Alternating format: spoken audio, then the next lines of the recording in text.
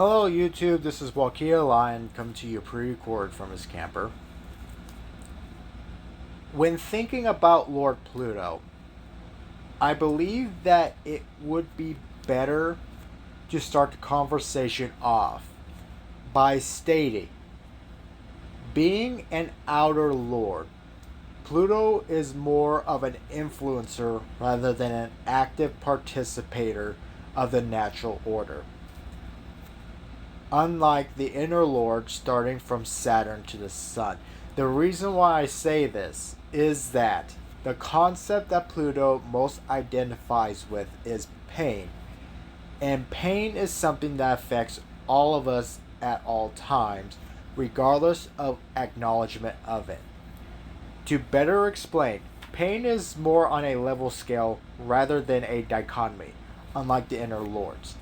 It influences all of us at all times. Even as I write this script, I can feel a mild discomfort just in my bodily functions being active.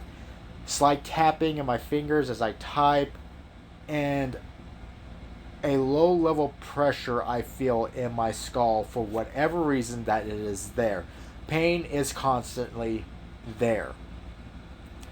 For most people, pain is something that they try to avoid at all costs. That is partially why I believe most people lack wisdom or even empathy. The unwillingness to endure pain takes away one's ability to gain power. Why do I say that it is power? Simple. Those who can endure pain, who can live with it, who can consume it and let it be a part of them, these are the people in the world who are the least bothered by things. To truly understand power, I think it good to talk about an old Greek tale.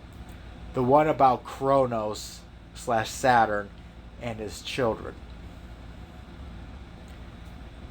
Kronos was the king of the Titans, the gods before the Olympians, and the one who fathered said Olympians. He, however, in his fear of death and fate, tried to cheat it by consuming his children and locking them away in his belly. Hades, the Greek equivalent of Pluto, was the firstborn son and the true heir to the throne, the greatest threat to Kronos. Now, I take brevity with this story to help better understand Hades and Pluto. So I ask that you come along with me in my thoughts and listen to what it is I'm trying to explain.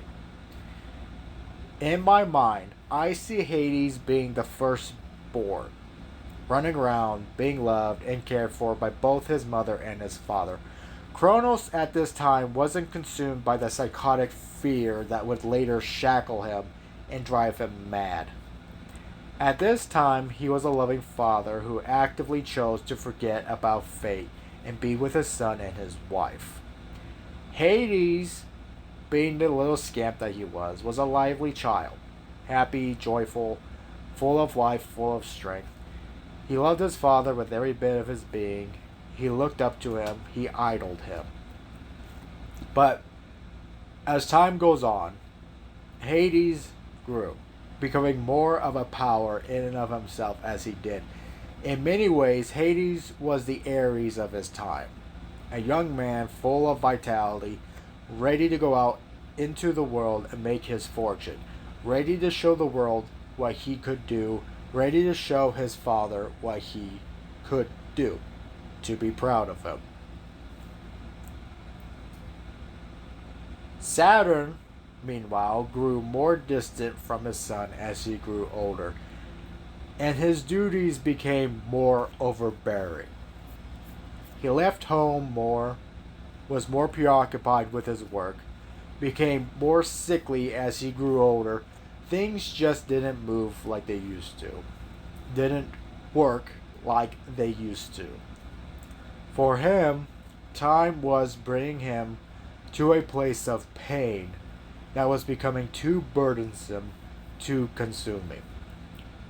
Enduring this while watching his son grow stronger, I imagined the creeping thoughts started to come. The fears starting to keep him up at night, keep him distant from his son. I imagine the scenario being a true Greek tragedy.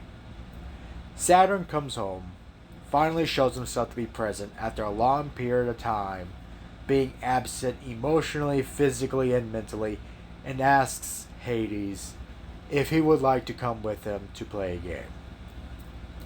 The young Hades, not quite a teenager yet but close, gleefully accepts his father's invitation to play. They go out into the fields of their home, playing whatever game they're playing, I imagine hide and seek, while Rhea slash mother watches on, happy to see them finally playing together, but with an odd ache in her belly. A little scratch that was bothering her, though she tried to ignore it for their sake. They were far from Rhea's sight at this point, Kronos taking Hades further out to the wheat fields.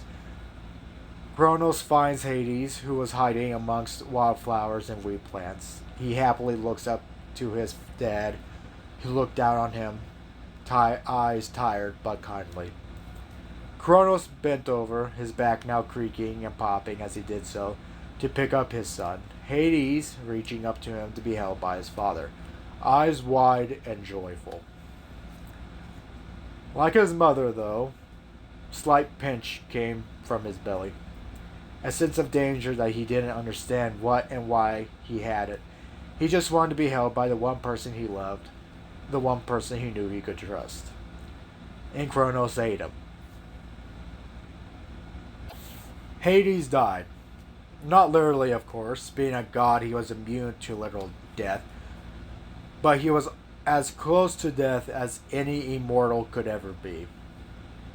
Kronos took away his innocence, betrayed his love, because the fear of his son twisted him inside out. Hades endured being trapped in Kronos' belly, the longest of all of his siblings, and was the most aware of what happened. He was far older than the rest of them when it happened. He knew the monster that betrayed them, whereas they simply knew him as God, their entire world. I imagine Hades taking care of his siblings as they each, one by one, came to him in their little prison, their little world. He helped them as best he could, even though he himself had no idea what he was doing.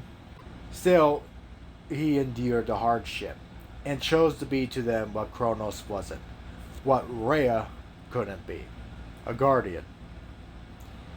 He endured his pain for their sakes, raising them as best he could until finally they were set free. Skipping ahead to the end of the Titanomachy. Hades is now standing with his equals, his brothers, triumphant. He fought alongside his siblings, seeing his brother Poseidon in a proud light, much like a father, and seeing Zeus, the hero and savior of the world, and of them, as his equal. He was okay with this, was happy for the nightmare to finally be over, to have endured the pain and to have won over it. Then they drew straws, and he gets the underworld. Now at this point, one could assume that he was furious that his birthright was taken from him, but I don't think that it would be the case. I honestly imagine that Hades at this point was saddened from the results, upset that he wouldn't have his birthright, quote unquote, if he even cared to, but was so used to pain and the darker side of life that I imagine he would at least come to view it as only natural that he would rule the underworld. After all, who else would do it?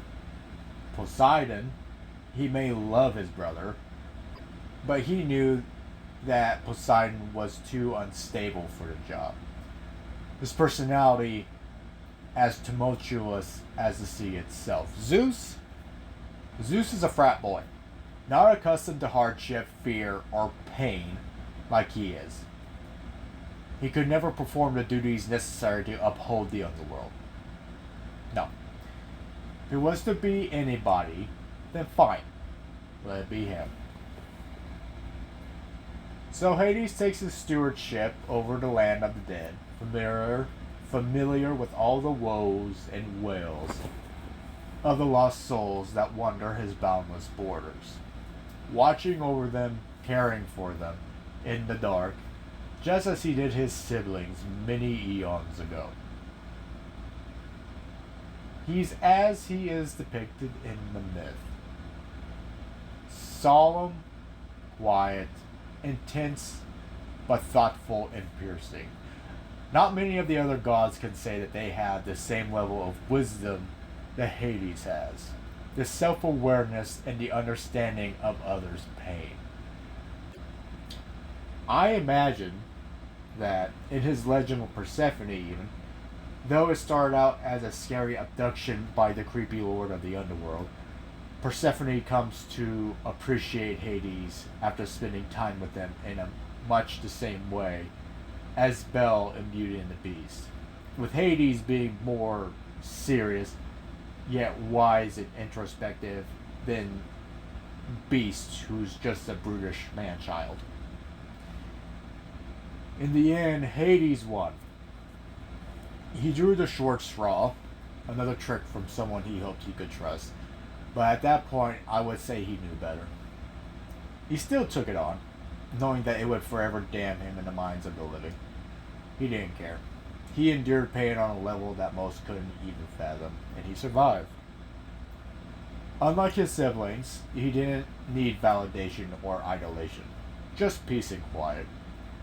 I imagine, though, as time went on, and he spent more time cultivating the underworld, nurturing it, developing it, and his power, finding love with his wife Persephone, companionship with his hound Cerberus, and tending to the depths and the collections of the souls who roamed and tried to elude him, he came to be quite satisfied. See, Hades won because, in his pain and his death, he became the most powerful god of them all. Zeus may rule the skies, Poseidon the seas, but he is the Lord of the end and the beginning. All who die answer to him. All that ends bows to him. But also all who are born. All that begins he rules as well. For without death, without pain, there cannot be life. Hades in the end became that which Kronos feared most. A god of fate, of inevitability. To state it fully, life is pain, pain is death, death is power, and power is life. Thank you for your time. I appreciate it a great deal and look forward to lecturing you again in the next video. Bye.